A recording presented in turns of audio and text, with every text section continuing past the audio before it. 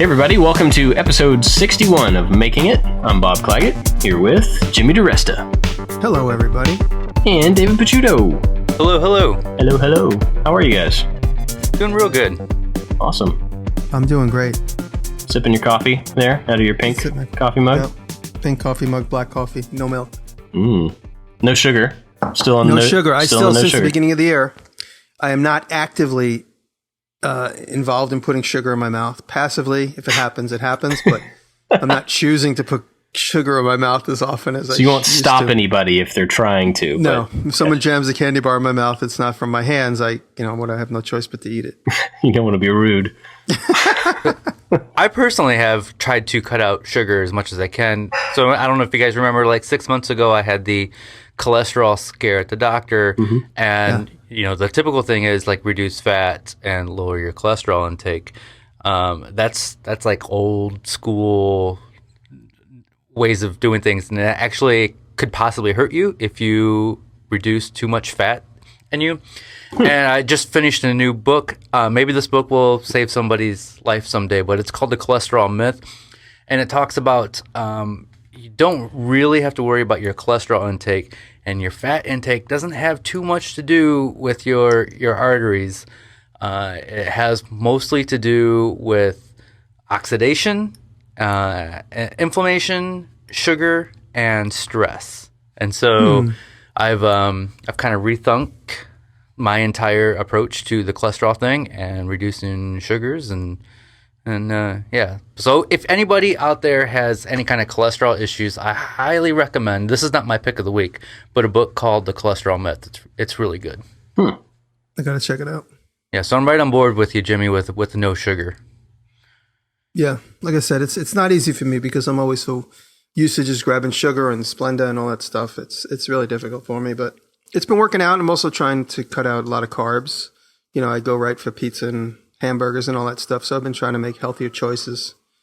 And I'm actually starting to lose a little bit of weight. I feel like I'm slimming down slightly. Nice. Yes. And David, you've lost some weight too, right? Over doing this? I've lost 13 pounds since October. Wow. Whoa. I'm drinking a soda here, but it is a Zevia. There's no sugar or artificial sweeteners in here. But 13 pounds since October. We're trying to do more, less UPC based foods. So lately we've been making our own pasta.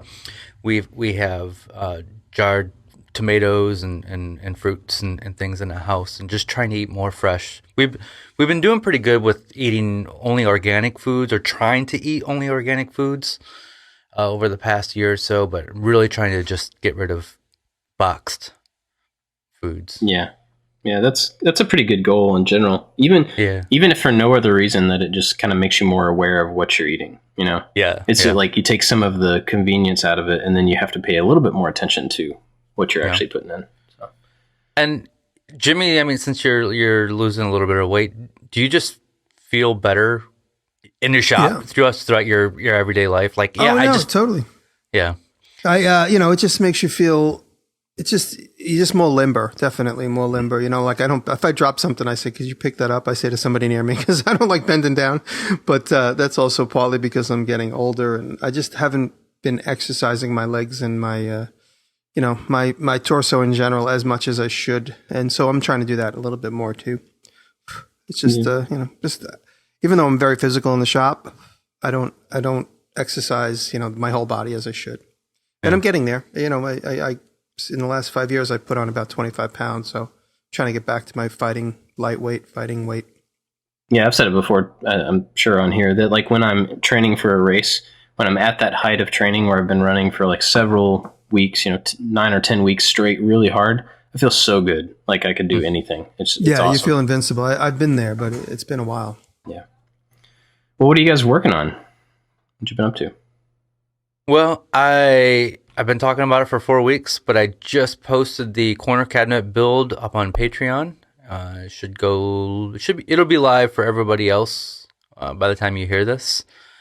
Over the weekend, my buddy came over and we shot a whole bunch of footage for our shop tour, and it's going to be awesome. So I'll just tease everybody here. It's going to be in the style of MTV Cribs. Nice. And awesome. Yeah, we watched a bunch of episodes. We took notes on how they shot things and how they do the walkthroughs. And I know I probably told you this, but the guys that made Dirty Money are the guys that made Cribs. Yeah, production house. Yeah, you told us that off air, so that's pretty cool. Are you gonna walk around with like a giant lizard or snake like wrapped over your shoulders the whole time? Or? Of course, right? Awesome, sweet. Yeah, like iguana named like I don't know, something silly. Cashmere. Yeah. Yeah.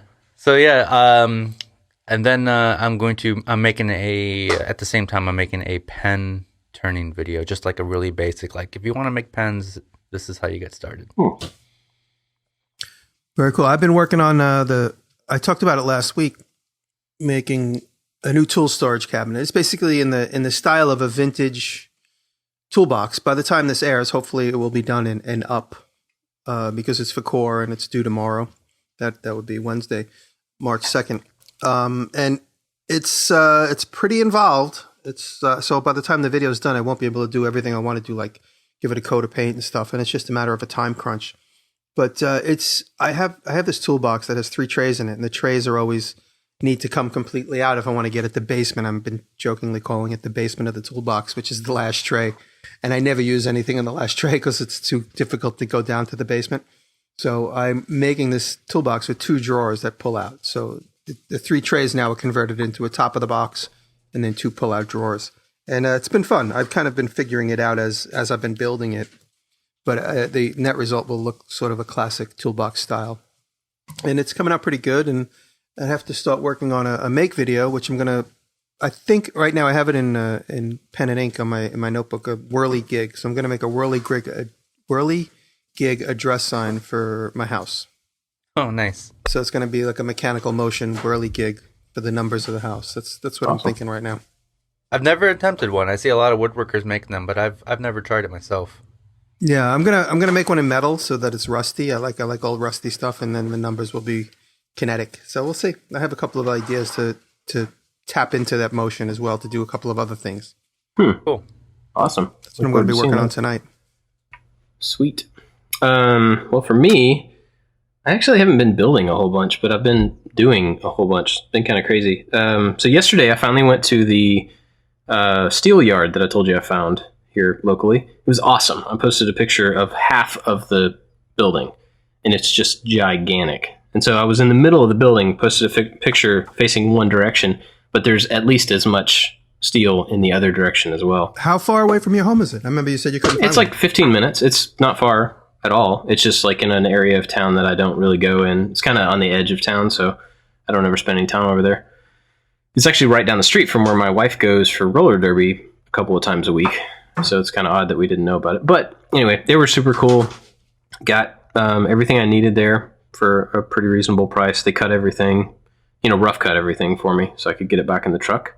It's huge, this place. I'm looking at it. It is. It's gigantic. They have the big cranes that move, along the ceiling from one end to the other and all sorts of stuff. So definitely good to have that place, around. But I got all the material for my welding table from that. So I've started cutting that down.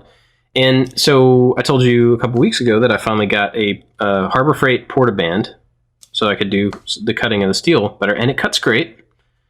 But now I'm finding that I need to have some sort of a holder so I can do like a precise miter or some sort of a table so that I could push it through. But even that would be kind of hard because I have these like a really long, heavy pieces, You know what I used to do is I have a wooden table with a sacrificial edge.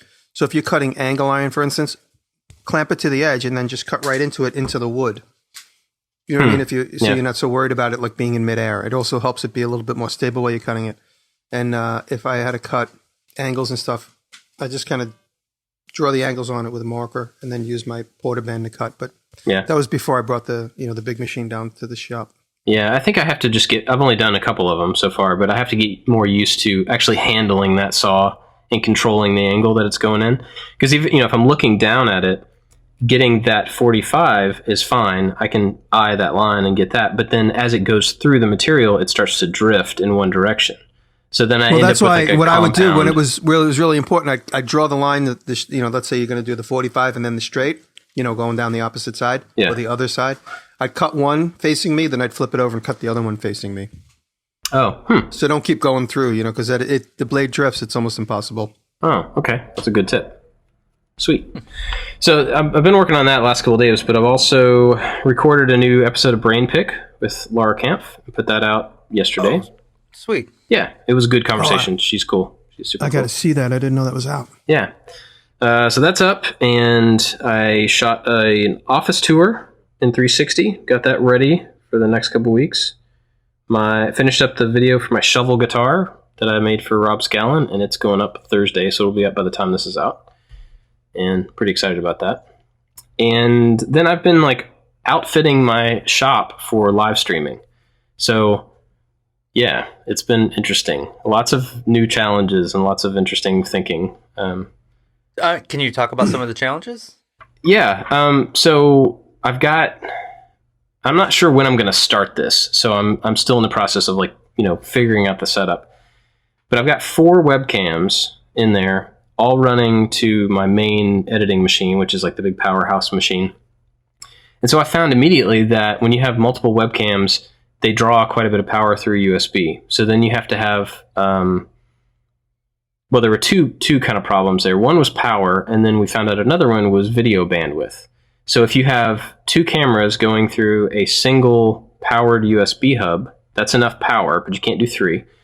But even between those 2, if you have both of those cameras on 1080, on HD, then one of them will always drop out because it just can't handle the bandwidth of 2 of those through one, which it should. In my mind, that shouldn't be too much. But anyway, so it was just a matter of trying it, didn't work. We had to add more hubs, USB hubs to power things. Tried that, didn't really work, so we had to cut the resolution down to 720, and then all 4 cameras would work.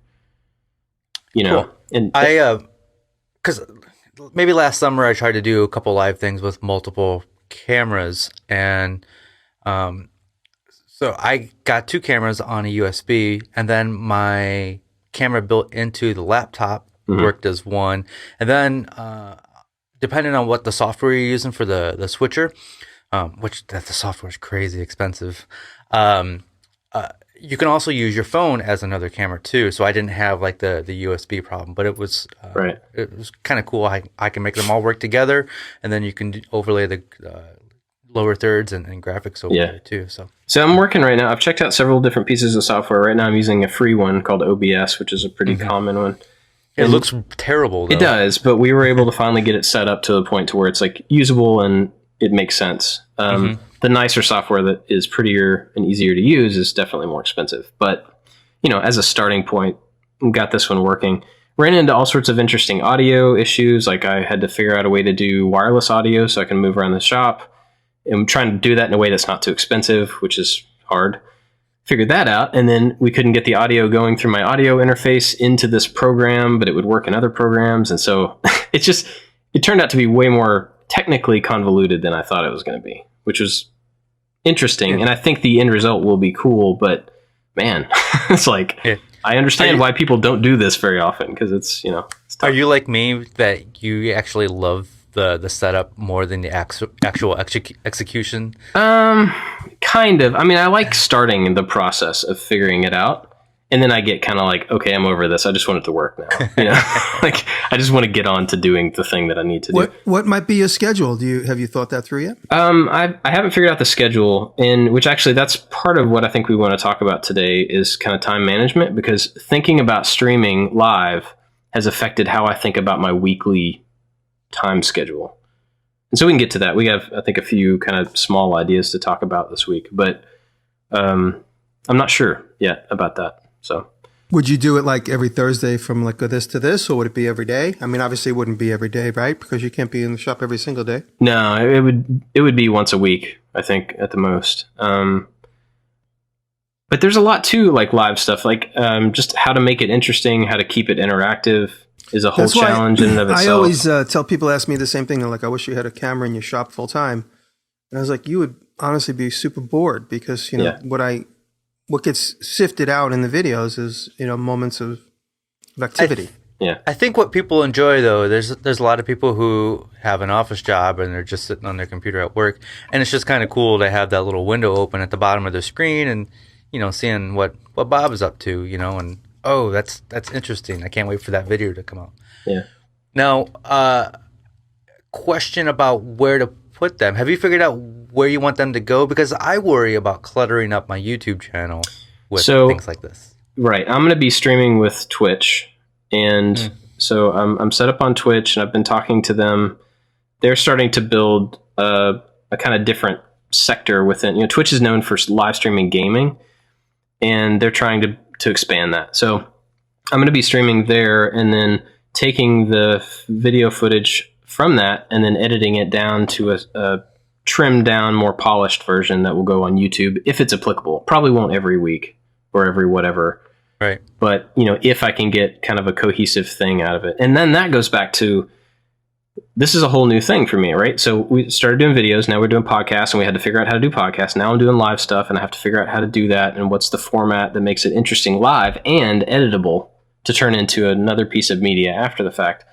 So, you know, it's like I'm coming up with show ideas and like formats, and, you know, it's just another thing to explore and try out. And it may not work, but it's one of those things we're just trying. So always pushing yourself. Yeah. Yep. Very cool. Does the 360 camera have any involvement in this? No, unfortunately, there aren't any. With the cameras that I have, there aren't any real-time streaming options yet. It's only a matter of time. Yeah. Yeah. Because I know, like, there's another, an HD. So my cameras are 4K. The HD camera by Ryko has a real-time streaming thing. But it does the stitching of the two cameras internally to the camera. So it outputs a single video file. So it's basically just streaming a single video file. Right. But it's a lower resolution and stuff. So, yeah, that's what I'm up to. Have you found a use for your 3D cam yet? I knew you did your shop tour. Is it something you might integrate into like one video every couple of months, or what are you thinking about that? Yeah, I don't think it's something that could be used too often. There is a certain like gimmick to it, and there's a certain like, you know, like, oh wow, this is a new thing. And I don't think it makes sense in the format of for me personally, in the way that I do things, I don't think it makes sense in the format of a project, because in a project I want to focus the viewer on a particular thing. And when you give them that 360 option, they can get distracted and they can be, you know, anywhere they want to be. So I think in the places that I would end up using it, I don't really know what I'm going to do with it next, but I tend to think about using it in more of my videos where I want to like get a point across, or want to talk about something where they don't really have to be looking at me or looking at anything. So, and then, you know, I think it'd be cool. I'll probably say this and then people will be honest about it, but I think it would be really cool sometime when we're together to do a live podcast with that, where we're all around the 360 degrees and people are listening to us do this, but then they can look around and watch David pick his nose and watch Jimmy flick knives at people. And, you know, that's what happens in case you guys are wondering. So, you know, I mean, I think that, San Francisco. I flick knives and David flicks boogers. That's what separates us. That's right. So, yeah, I don't know how I'm going to use them, honestly, but it's kind of like everything else, like we talk about. It's one of those tools that, you know, it's cool. You get it in your hands, and then you start to come up with ways to use it. Yeah. That's the approach I'm taking. It's my story. And you're sticking to it. Time management. Today, my time management was, I wrote on my hand, podcast at 3:00.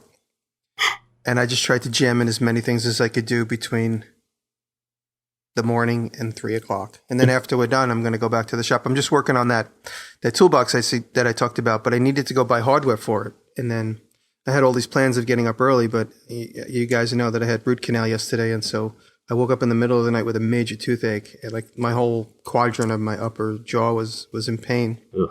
And I didn't get back to sleep until like 9 o'clock from 4 a.m. I mean, I went to sleep at about 1, woke up at 4, and was up for about 3 or 4 hours in pain. And took Advil and just tried my best to just overlook it, and finally fell asleep, got up. And so my morning got shot. And then I was able to go run and get some hardware for this thing, you know, some sexy hardware. I looked around the shop and I said, you know, I could just use what's here, or I could make it look sexy and go and get some cool stuff. And so I opted for that. And so I ran and got the hardware. And, you know, just taking a walk in this neighborhood just sucks up 2 hours. And but I got the good hardware, so it's going to be in the video. But time management for me is always difficult. I just know what my deadlines are, and I just like run like a body on fire until I try and get all those pieces in place until I get to my deadline. So it's really difficult for me to manage time lately, especially since we have so many different things going on, all three of us, traveling. And I actually had to pass on the Maker Faire in New Orleans because it was just too, we're going to be traveling, I think some of us are going to be traveling the week just before that. And then I'll be traveling the week after New Orleans. So I couldn't do 3 weekends in a row. It's just too much. It's like everything is just biting into my shop time. Yeah. And that's what I talked a little bit about in my Q&A video today, is that I've just had so many things, I'm getting the emails like, are you okay? You haven't put out as much video content. I'm like, I'm fine. I'm just trying to, fulfill my obligations here and there. And then, have videos trickling slowly together. So it's difficult. I think where a lot of my time management issues come about is the unexpected. I don't plan for the unexpected enough. And so when it does happen, it kind of gets me down, because we may have talked about it before, like on Sunday or Monday, I might plan out what I'm doing for that week. And then each night I make a list of what I'm supposed to accomplish for the next day. And when I talked about it before with the corner cabinets, so many things came up where it was just like one trip after another to the store, or something breaking, or something not going right. Today was a trip to the vet, who knows what it'll be tomorrow. And so it throws me off.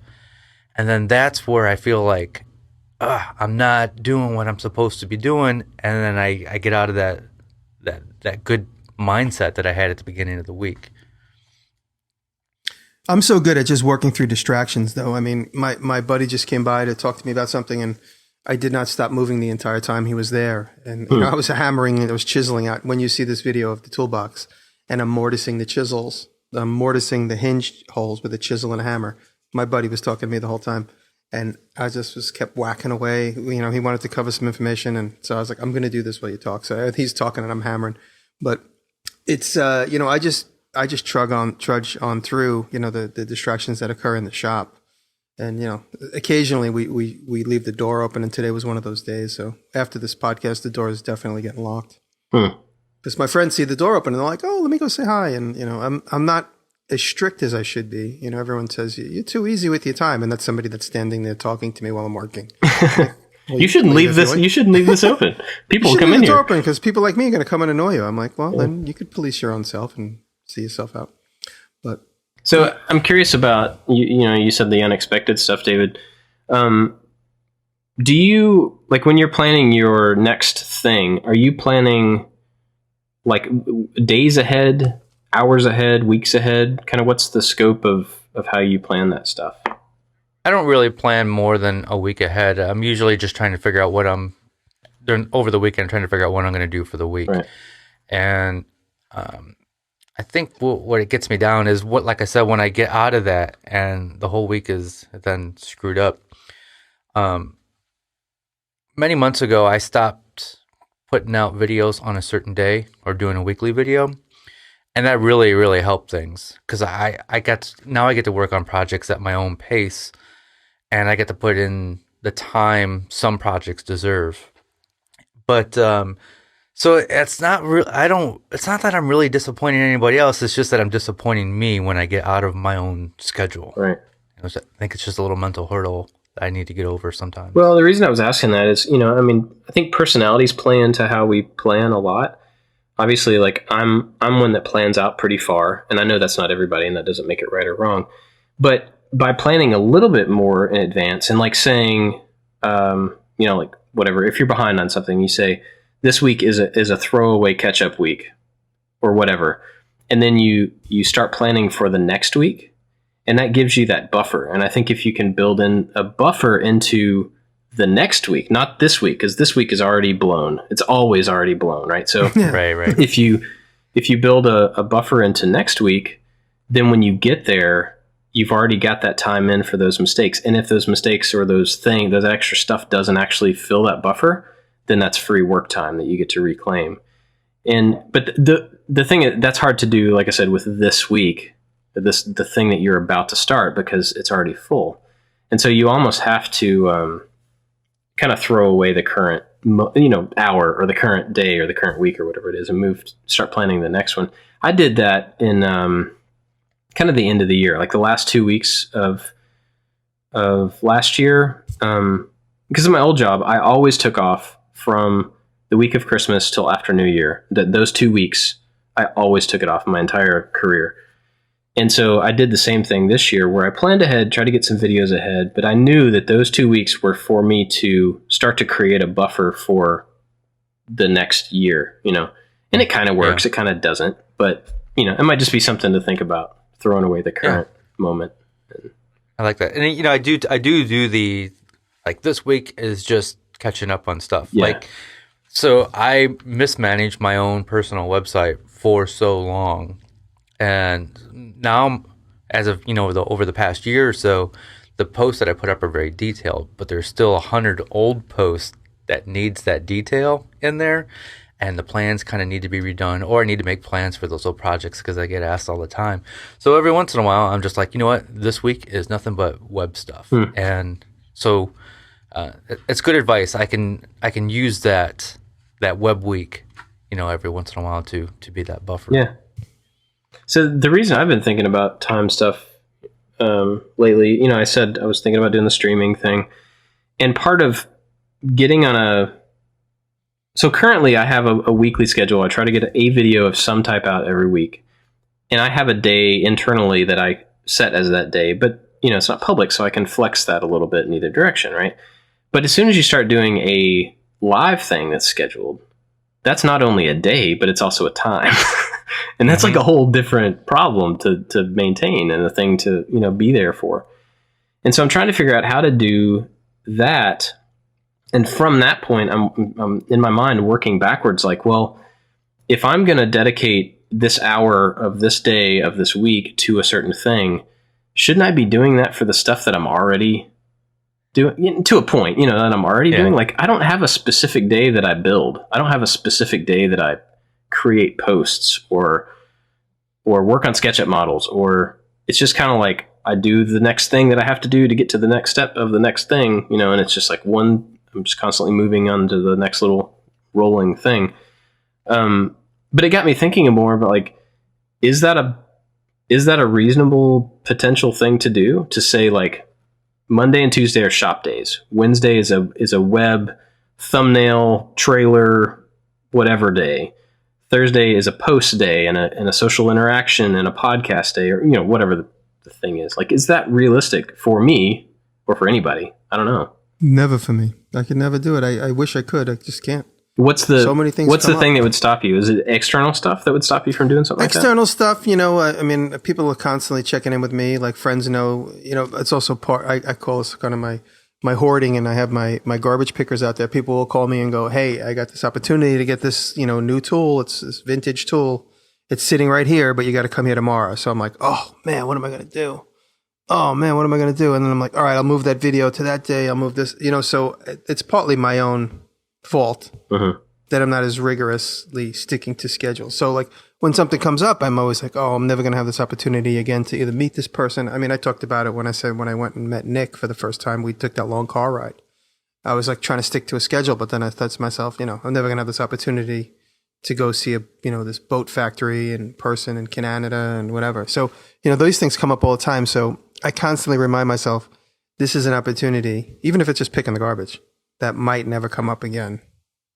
Maybe I'll learn something. So that's why I keep my schedule a little loose, a little too loose, to my own detriment.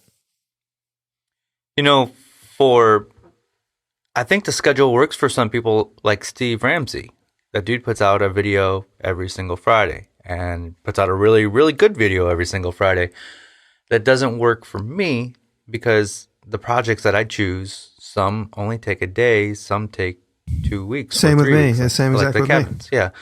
I don't want to make week projects. I don't want to design projects based on a time frame. And so I put out a video whenever it works for me. And I don't know. we've all worked at jobs where we have a set schedule where you do this on Monday and this on Tuesday. And I work for myself now. I get the enjoyment of who knows what I'm going to do next week. Next week's going to be completely different, you know? Well, and that's why I said, you know, like, I don't know if that would even work, but maybe it's not as like fully fleshed out as what I was saying for that reason, right? So we own our own businesses. We should have that freedom to like be able to not work a day if we feel like not working a day or whatever. But another thing I was thinking about, and maybe this is a more realistic approach to it, is like compartmentalizing time that is like the only time you get on the phone with a sponsor is Thursday mornings before lunch or something to that effect, where it's like, this is what this is for. And I'm not going to plan anything else in that time. And I'm not going to take phone calls, you know, at 7:00 at night from sponsors or whatever, you know.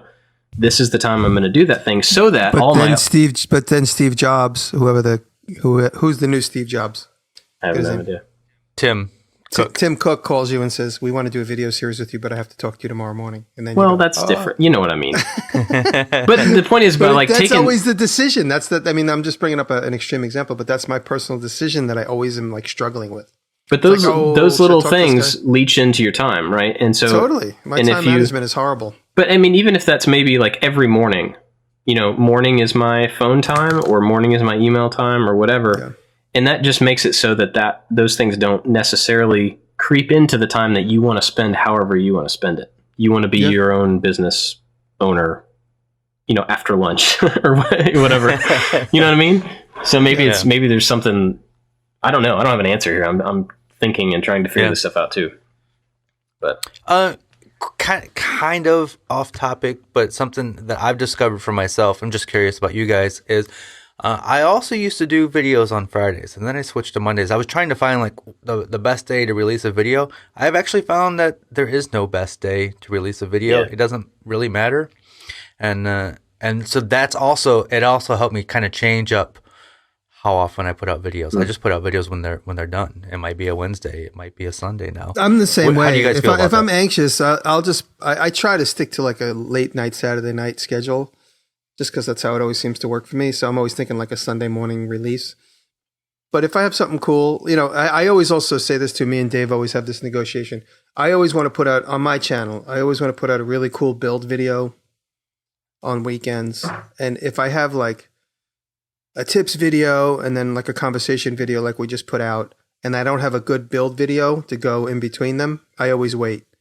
Because if I put too many chit-chatty videos up, people start saying, "What's going on? Don't you make things anymore?" So I always have to, I'll wait a week or two to put up a good build video before I put up another chatty video. Yeah. You know, like a shop talk or something like that, which I don't do too much of, but, you know, or like for instance, when I did the bar build in Arizona, I didn't really consider that like a proper build video because it's like harsh light and it's just bad conditions and the audio is just absolutely horrible.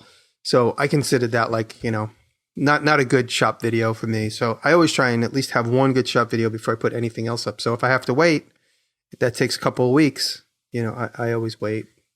Yeah, it's you know, too many similar, you know, non-shop videos in a row. All of a sudden, everyone thinks I don't know how to use tools anymore. Yeah, I do the same thing. Like anytime I put out a Maker 101, which is more about education and less about a project, people, you know, I have to space those out where people get upset.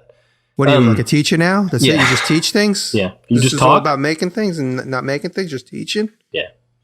But as far as like the release day thing, I actually have tested that quite a bit. So I used to release on a certain day and then I would test on a different day. And I found that there's no, like, for me anyway, there's no particular day that's more advantageous to release on, but there are some that are less. And that's because of like just pure congestion within the space that we're in. Like I found out just through trial and error that a whole lot of people release videos on Friday. And so if you release your video along with 100 other people on Friday, there's a good chance that yours is just not going to get watched because there's too much to consume. You know, that's not necessarily the case, but why not instead pick a day where there's, you know, nobody releases on Tuesdays or on Wednesdays or whatever. Sunday at 4 a.m. That's what it is. Yeah, that's a good time.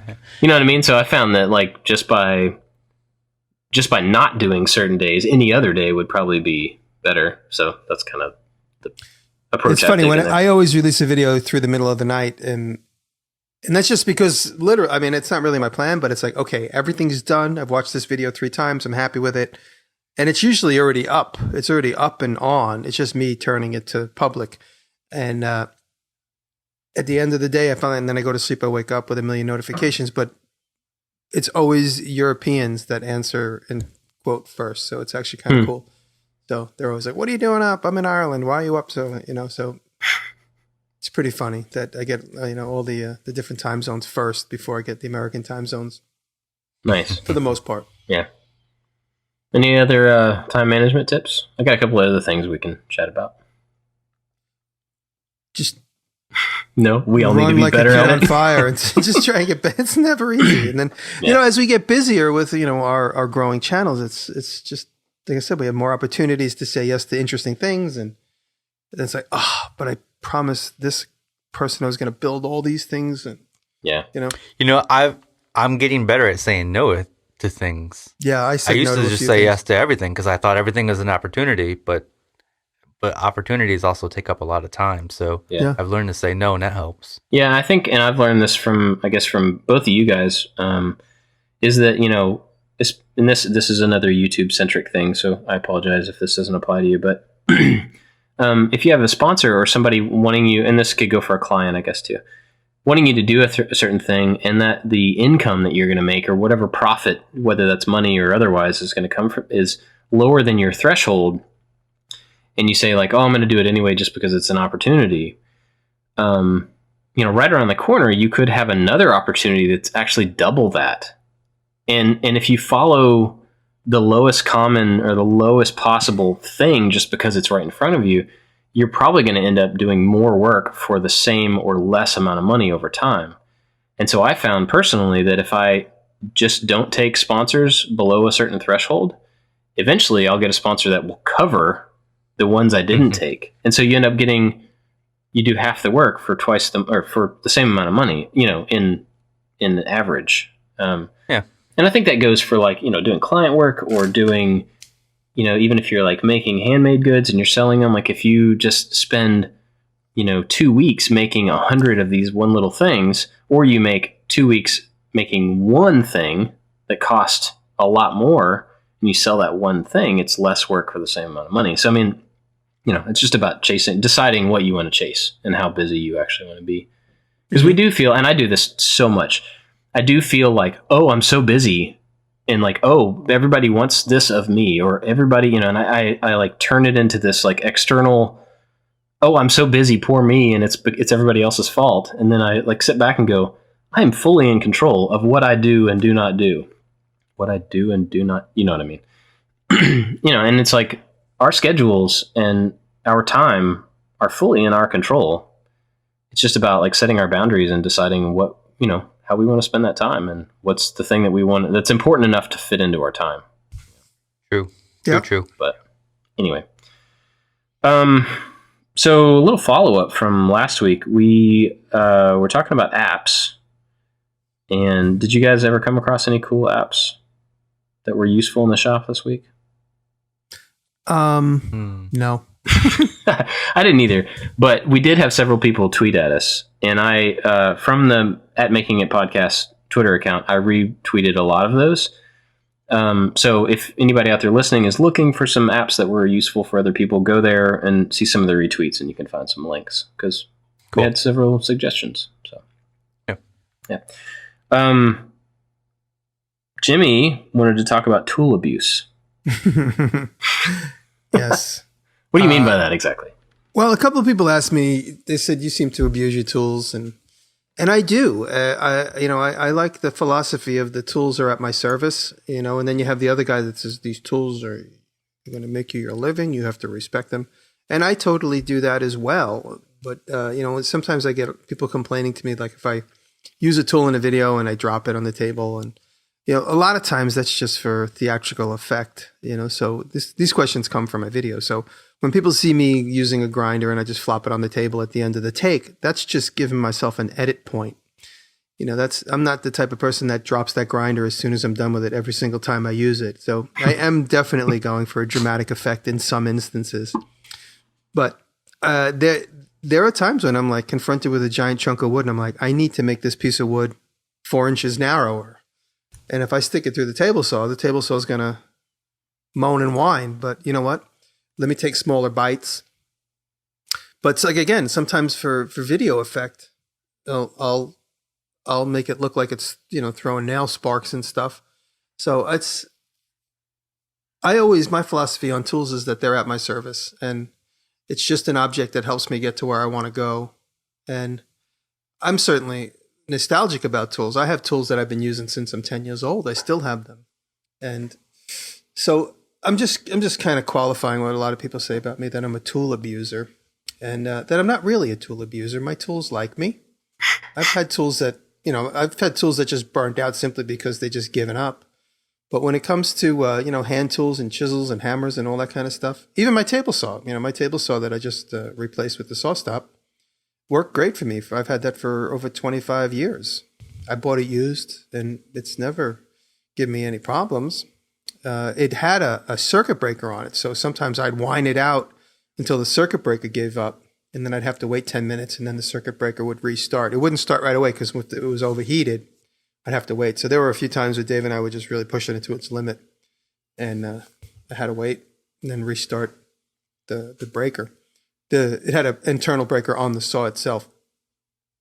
But I just wanted to bring up the conversation about tool abuse. One thing I want to ask you guys, and the reason I thought of it is because April and Nick Ferry and Jay Bates talked about it on their podcast. How do you keep your brand new table saw clean? The minute I unpacked my table saw, it has like rusty thumbprints on it. I absolutely cannot keep the top of my table saw from getting rust and smudges on it.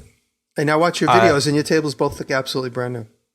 I have, and I don't know what it is. Maybe I can grab it later. But it's a cast iron spray stuff that you spray on top of it, and you wipe it down once every 4 or 5 months.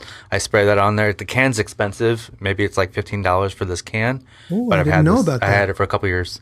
Yeah. I just put furniture wax on it, but it still doesn't work great. Yeah, I've heard of people using paste wax or something, but I've honestly never put anything on mine. When I first got it, I was like, man, I have to take care of this thing. I just have to do the right thing to keep this surface. And then I was like, okay, I got to research, figure out what it is I need to use. And then it was like 2 weeks later, and I'm like, wow, I really got to do that. And then like 6 months later, I'm like, I really got to do that. I haven't done anything. So yeah, I mean, the very first day, I haven't done it yet, so people don't get upset with me. The very first day, I have to bring like a palm sander to the top of that thing. It's going to make me cry, because right now it's still machined the way it was made. But I just know between now and 20 years from now, I'm going to have to palm sand the top of that at one point. Right. Right now, it's still in pretty good shape. It's got a couple thumbprints on it here and there, but it's just amazing to me. Ooh, what do we got? It's called Glide Coat. Glide Coat. Wow. It's a table and tool surface sealant. It reduces sliding friction and protects from rust and fingerprints and all that. Oh, that's awesome. I never even heard about that. Cool. We'll put a link to that in the show notes. Yeah, and then, so a lot of people also ask me, they say, when you paint your tools white, I obviously paint my tools white just kind of as like a joke, but they always like, do you dismantle them? Do you take them apart? Do you cover the ports? I just spray paint right over everything. I spray paint over the trigger, over everything. And then if the trigger gets sticky, I just scrape the paint off with a razor blade. And if any paint, I try not to concentrate on getting paint inside the brush area or the vents, but it doesn't seem to affect the tool at all. Yeah. It's just, it just mucks it up. But it's, and then if it gets beat up, I hit it again with white. And lately I've been a bit lazy with that. I haven't really been painting everything white. And then it's funny, everyone comments, they're like, oh, you must have a deal now. I don't necessarily have a deal. Have a deal with laziness. Yeah, I have a deal with being lazy. I'm like, oh, if the battery's dead, I could wait off camera for 10 minutes. So I just grab this one. And that's what I do. But it's funny. I used the Ryobi tool and when I worked in Arizona a couple of weeks ago, I used the Ryobi tool. It just happened to be there. The carpenters that set the stage up had it there. And everyone's like, are you working for Ryobi? Why are you using a Ryobi tool? And it just happened to be sitting there. So it's funny. It's like, I set myself up for this, but it's funny. I don't have any deals with hand tool companies. So. Yeah. I don't think I abuse my tools, but I don't treat them very well either. I don't consider, there's very few things in my life that I consider precious that are non-living things. And so lately I've been trying to buy the better brands, something that's going to last a little bit longer, because I might take my sander when I'm done and I might just kind of fling it on the floor, or, this chisel, which was crazy expensive. You know what? I might run it through some wet glue. I might have to fix it later. I know. And I know that everything that I have in my shop and for videos is replaceable. I know the dust on my camera is eventually going to ruin my camera. It's just one of those things that's like, I'm going to have to replace this stuff someday. Yeah. Don't treat it like it's precious, That's funny that you said that, because I wrote down the word precious on my notepad here, because I have that exact same mentality. Like, I try my best, and it was something my wife and I were talking about this with our kids, like trying to teach them this at an early age, not to be precious with your stuff. Like, you should value the stuff you have and appreciate the stuff that you have, but it's stuff. It could all burn, right? I mean, it's just stuff. And that's not where we need to keep the importance. I mean, that's like a life lesson stuff for our kids, but we have to mirror that. And so it is an interesting, like, kind of middle ground to figure out, where, like, you don't want to be precious about your stuff, but you also don't want to be destructive of it. You don't want to waste the fact that you have it, right? You don't want to, like, intentionally be mean to tools or whatever, but abuse them. But yeah, I mean, I'm kind of the same way. Like, if something falls off a table, oh well, it's like the cost of doing business. Like, you have to kind of think of it in that way. That, like, my hand planes, I have to, like, take them apart and, like, sand the rust off them. Yeah, I can't keep my hand planes. So I see somebody, like, if I went to for instance, if I go to Offerman's wood shop, I see him using hand planes he built the boat with, and they're they look like the day he got them. My hand planes look like they fell off the table 30 times, and they have. Yeah. Like, I shove a piece of plywood and I see 3 things fall, and I look, I'm like, oh, it's the mallet, the chisel fell, of course, tip right into the concrete, and and the shoe of my Lee Nielsen plane, Yeah. It's because I'm always so focused on the actual project. I'm not so focused on the tools themselves. And, tools, like I said, slide off the table. I spun my toolbox around this morning in the process of working on it, and I felt it hit something on the other side of the table. And I looked over it to see, because I knocked a couple things off. And my iPhone was just teetering halfway off the table. I spun the toolbox around and it shoved my iPhone. It was just hanging off the table. Like thankfully it didn't fall. But I feel like the tools are at my service. And another reason I bring this up is because I see people who buy brand new tools and they're so afraid to use them because they're brand new. A lot of people have that OCD of having something that's brand new, and they're afraid to use it. Or they're afraid to chip the blade up, or, blades are meant to be replaced. Bandsaw blades are meant to be replaced. So many times I speak to people about their bandsaws, and I was like, okay, when's the last time you changed the blade? They're like, well, it's the blade that came with it. I go, well, when did you buy it? I bought it 2 years ago. I got to change my bandsaw blade once a week if I'm doing busy projects. So it's funny that some people don't realize you could change blades. Yeah. It's funny. Maybe you guys know what the notebook is called, but it's like a notebook that you get, and there's like instructions at the beginning of it saying, okay, rip out a page, crinkle up this page, just scribble something on this page. That way you've already kind of messed it up, and you're using it. It's called Destroy This Book, I think. Okay, thank you. And we should put a link to that in the notes too, because it's a really cool little book, and that gives you permission to then use that item. Yeah, it's like a journal, and it's like, you break it in at the beginning. Yeah. I mean, another thing I was thinking about, kind of related to this, and the only reason I'm saying this is just for some perspective. I get a lot of emails from people who don't have tools, right? And they comment about, like, oh, well, I could do that too if I had whatever, and there's a lot of that, and which is whatever, it doesn't really matter. But the sentiment there is that, in relation to, like, abusing your tools, is that you have more than I have, and you don't take care of them the way that I would take care of them, which is totally, I get that a lot. Totally plausible. Like, that makes sense, right? If you don't have something, like, I can look at some crazy basketball player who has a Bugatti and he drives it into a telephone pole, and I'm like, you idiot, you just totaled a $500,000 car that I will never have, right? I don't really want. But my point is, that's the thing I don't have, and he didn't take care of it. I want a Bugatti table saw. That's what I want. Be like the curviest table saw ever. And it would go like 5 million miles an hour. But, there's like a relative, I don't even know what the word is there, but like a preciousness to the stuff that we have or do not have, Yeah. And in us, the three of us in particular, we are at a place where we have had these tools or some version of these tools for a long enough time that they're not precious to us anymore. And they're just things that we use. Like that basketball player has had expensive cars enough that he doesn't really care about the fact that they're expensive anymore. That's just like the same reason we've been drinking clean water long enough that we don't take it, we're not super happy for the fact that we have clean water. I mean, it's a relative like happiness. It's funny. Somebody thing. Commented on a video the other day and they said, wow, isn't it funny they give free table saws to people that have the money to buy them? And I said, it's really simple. I said, just start a YouTube channel, get 500,000 subscribers, work for 5 years promoting yourself, get 50 million views, and they start giving you free stuff. It's super easy. I mean, you could just, there's nothing to it. Yeah. While you're just sitting on, mountains of cash the entire time. Yeah, I explained to him, I said, it's a fair exchange. The company's getting the value that they would get in monetary, in exposure. Yeah. If they gave you one, nobody would watch it because nobody would ever see it because you don't have a YouTube channel and you don't have an audience, and that's what you choose to do, and that's fine. So I just thought it was unfair that he kind of pointed me out by saying, they give it to the people that I could afford. I could afford a lot of things, and I don't show half the things that I own because there's no point in it. It has nothing to do with the video that I'm building.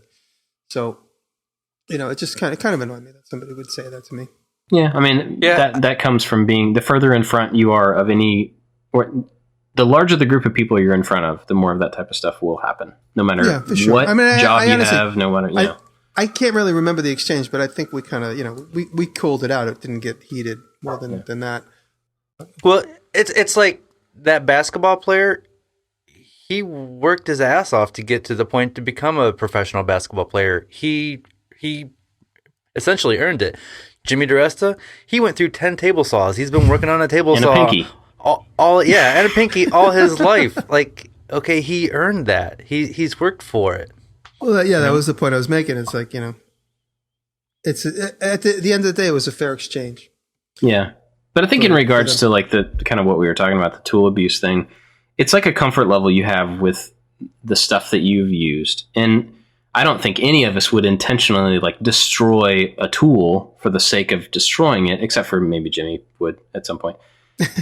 Well, yeah, it's so funny. I do it purely for ratings, and people don't notice it. Like, I can't believe you would weld a claw to the back. I go, don't you understand? I'm doing this just to annoy you. Can't you see that? I mean, it's like I'm so open and obvious about that. But it starts these dialogues. Another good example. I remember what I was going to say. The bottle opener video. I find myself defending myself all the time for that because people are always like, I can't believe you just wasted 10 good tools that I could have used, and I don't have any tools.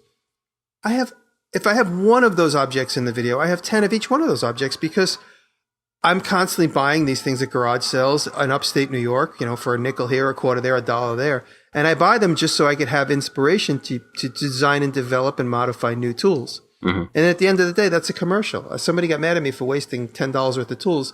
I said, why don't you get mad at Batman when they destroy a city bus and they flip it over? I mean, it's the same thing. I wasted $10. And yet, every day in Hollywood, they waste millions of dollars. So I'm pretty sure Jimmy just said he was like the same as Batman, right? I think so. I'm going to flip my table saw over in a movie set. Well, and there's a difference too there. It's not like you're welding a claw hammer onto your table saw, right? That would make both of them useful. Exactly. Useless. I mean, you're welding a cheap thing onto a cheap thing. It's there is a little bit of a difference. No, but it's funny, and the people it's funny people get so irate when and of course I say I did this specifically to upset you, and it's worked. So can't you see that? Can't you see that? I mean, I remember watching you when you made the Mickey Mantle card. I was like, you poured it under resin. I'm like, I didn't know you that well when you did that. I was like, oh my god, it's got to be a joke. He's got to be a joke. And I immediately Googled how much a Mickey Mantle card would be. I'm like, what? He just spray glued that Mickey Mantle card to wood? What's wrong with him? It's fun. I love we all love getting a reaction out of people. A few months ago, I got the Festool drill, and day one, I masked off all the green parts and spray painted it red, posted it on Instagram, and just to get a reaction out of people. It still works. It works great. And there was a couple of people like, "You're an idiot." And I'm like, "I put this up here so you could call me an idiot." It worked. And you paid for that tool, and you can do whatever you want to with it. Yes, that is correct. Yeah. Yep. Well, I mean, I think everybody just has to keep that in mind that, when you're looking at how someone uses the stuff that they have, they're in a different place than you are, no matter where you are, right? They got there in a different way. They find value in different things. I mean, that's why we're all different people. So. Yep. At the end of the day, all my tools serve me well. And, if I drop my hand plane and I ding the corner, I take it over to the sander and I fix it. I buff it. I get it back to normal. I mean, I don't ever abuse my tools to the point where I just drop them. It's not like if you picked my garbage, you would find a belt sander, you would find a palms. It's like everything gets used. Yeah. Like there's only been like one in the whole time. For instance, since Dave's been with me, it's been almost like 9 years. There's only been 2 palm sanders that have burned out. One by Milwaukee and one by Porter Cable. Those are the only 2 things I could think of that have like run their entire life through in my shop in the last 9 years. Because we just finally threw them away because we were like, why do we keep saving these? We think we're going to like take them apart and fix them. We just gave them away. So, I mean, those are the only things I could think of, as far as things that have like run the course of their life. Right. So totally unrelated, but if you guys are ready to move on, I have a question for you. Go for it. So I have a lathe. I have this old Craftsman lathe, which we've talked about before, I think, and it just scares me to death. And I am inches away from just giving it away. So, before I do that, give me a reason not to get rid of my lathe. You know what I say? Give it away and get a good new one. That's my thinking. Yeah, that was the idea. Give it to somebody that can learn on it the way you've experimented with it. And just go to Woodcraft and buy those like a little, the Delta mini lathes. Those are cool. I have one of those for a smaller project. They're also all over Craigslist. Or get like an old, if you have the space, that's the problem with them typically. You can get like a really good, well-made Delta lathe that was at a wood shop class somewhere in the 80s, for instance. You could find these all over Craigslist. Not here, you can't. But yeah. Now you're going to get 100 listings around the block. That book that I read a couple months ago, The Art of Tidying Up, it talked about like, pick something up, hold it in your hands. Does that item bring you joy? If it does, keep it. If you get nothing out of it, then get rid of it, And it sounds like that lathe does not bring you joy. It sounds like it scares you. Yeah. Sounds like there's no reason for you to have that. Yeah, I don't think there is. And it's too big for me to pick up to see if it brings me any joy. It's too heavy. Bob, just pick it up. It's heavy, man. On it. Yeah. Just rub your cheek on the cold metal and I think for me, like the lathe is like one of those things where it's like I feel like I should probably want to use that tool because other people enjoy using that tool. I've just never had a thing that like requires a lathe to make. Make a baseball bat, even though it's a redundant project. But see, you'll get some reward out of that. But that's not how I work. I would be like totally not into making a baseball bat. I have no use for a baseball bat, and I wouldn't want to. Like, I wouldn't want to go through that as an exercise. I totally understand what you mean as an exercise, but I wouldn't spend my time there, Last year, you gave me a little knob, a 3D printed knob that goes on my old Shapeoko. Mm-hmm. You could have made that on the lathe. Mm-hmm. Yeah. And in less time. There. So, I mean, it's like you talk about all the time of you have the tool, you'll find a use for it. You haven't found a use for the lathe you have now is because it's old and it scares you. Right. But if you have one that you feel comfortable with, you'll find uses for it. Yeah, that's probably true. That may just be the barrier there. Yeah, you know what? If you're uncomfortable with it, get rid of it. And just for a few $100, you can get a really good lathe on Craigslist. I see them constantly. At least, in New York State, there's always tons of lathes. I'm always looking too, because when I find the nice, good old shop one, and I have the room for it, I'm going to grab it. Because I think about that space and where it's a big thing. It's like 48 inches or something. It's a big dude. And it's on a table thing. So it takes up a fair amount of space in my small shop. And I think about what could fill that space instead and how I would use it, and that's even more. Is that the old one where the motor is like dislocated from it and you have to the belt goes through it? Yep. Yeah, those are a pain in the butt. Now they have them that are all kind of more self-contained where you have like a small motor. Mm-hmm. Actually, Harbor Freight sells a great one. It's the knockoff of the one I just talked about. It's exactly the same. It's exactly the same casting and shape and size. And it's about 25 inches wide, and you can make a nice bowl on it. I think you could even spin on the outside so you can go outside the throat of the throw. Yeah. That's something I would kind of be interested in, is having that. And I couldn't do that now. So, yeah. Yeah. Okay, cool. Well, you convinced me. Throw it out right now. Give it away to somebody local. Yeah, I'm going to see if I can find somebody. The makerspace here, I've tried to give them stuff when I'm getting rid of things so that they can build up, what they have available. So, yeah, let me do that. Cool. Well, that answers my question. And that's all I got.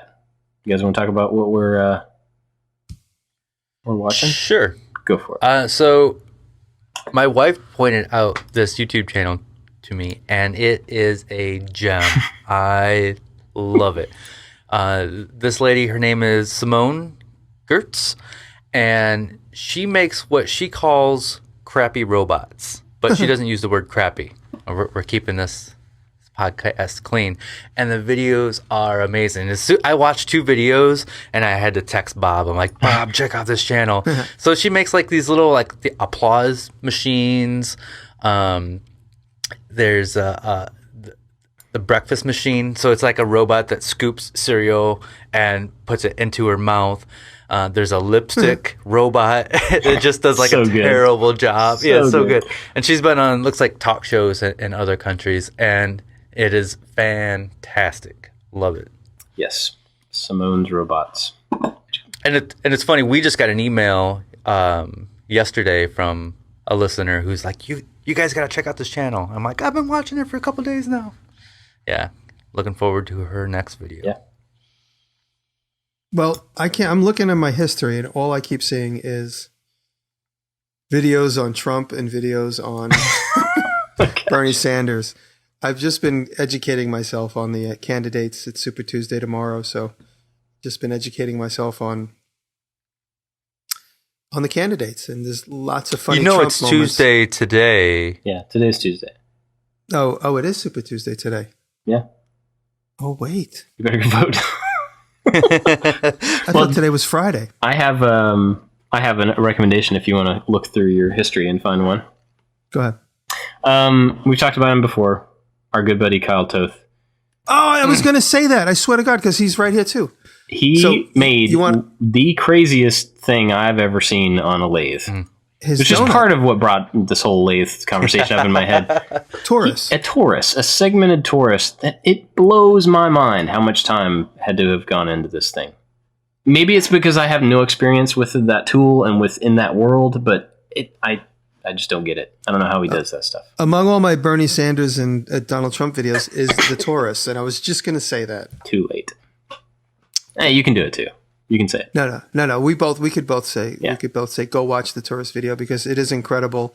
And the funny thing is from all the pictures that I saw of it, I thought it was like 30 inches in diameter. Yeah. And me and Kyle, we Snapchat a little bit every once in a while, and he sent me a picture of it, and I thought it was like this big, but it's not. It's about like 20 inches. Yeah, maybe 18. But there's so many pieces in there. I mean, it's like 20-something hundred, 2100 or something. I don't know. And it's so obvious that from his videos, that he's having a good time doing what he's doing. He just looks like he's always having fun. So I love where he finds places to stick the camera, which is awesome.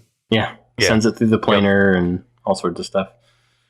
Yeah, so everybody go check out that video because it really is. It turned out to be just a beautiful piece, but it's also just really amazing how you can think that far ahead into something that complicated and, cut the segments right at the very beginning. Can I tell you? I saw the finished thing before I had a chance to watch the video, and in my head I'm like, man, if I went to make that, I would have so much trouble because all the math that I had to do and getting that last piece to fit in there would be so hard. And then he just made 2 halves and glued the 2 halves together, and it was like, duh, that's how you do that. Yeah. Right? Yep. That's funny. And then, by the way, I'm looking through my thing, and we have Matthias builds a lathe from scratch, Bob. So yeah, that was another thing that brought it up to me. No, I have no interest in that. I was really fascinated with how he did that, though. I just assumed it would be a lot more complicated. And I mean, it's not a simple project or anything, but mechanically, there's nothing really there, and the fact that he makes like a wooden bearing, I thought was really cool, and that was really impressive. So we expect you to make your own. Yeah. Everybody be like, you copied Matthias. Well, I guess that's probably it. We've covered a lot of wandering things today. Before we go, I want to say thanks to some Patreon people. Dominic DeFino, John Cornwell, Luis Gonzalez, and Jeremy White. Always grateful for those guys and for everybody else at Patreon. If you guys want to support the show, you can go to patreon.com/makingit. Or you can share the show. Leave us a review and a rating. Send us an email. Tweet at us. Give us a high five next time you see us. Tell your folks. Tell your friends and your grandparents. Send us show ideas, too. Things you want to hear. Yeah, send us topics. It is, actually hard. I mean, we can ramble about anything for a while, but it is kind of hard to come up with interesting things to talk about every week. So, yeah, send us some ideas on Twitter and on Instagram at Making It Podcast. And unless you guys got anything else, that's probably it. That's good. Cool. See you guys next week. Later on. Bye. I love everybody. I do.